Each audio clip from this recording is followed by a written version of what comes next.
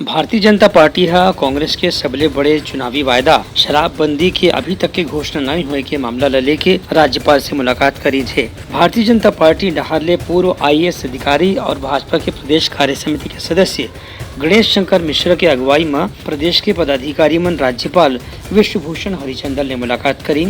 अपन ज्ञापन में भाजपा नेता मन कही कि कांग्रेस हा चुनाव ले पहली वादा करे रही से कि शराबबंदी प्रदेश में लागू करे जाही। अब जबकि लगभग 5 साल पूरा हुआ थे, आज तक के ये वादा ला पूरा नहीं करेगे है। यही पाए के राज्य सरकार के नाम में राज्यपाल ज्ञापन देके पहल करेगे है। उनकर कहना रही से कि जनता है ये बात ला देखा थे कि कांग्रेस कैसे अपन वादा ला अभी तक के नहीं पूरा करे है, जेखले कतकोन परिवार बर्बाद हुआ थे। ये बात ला ध्यान में रखत जल्दी से जल्दी शराबबंदी के कानून ला लागू करना चाहिए। Bureau report Uttarakhand news.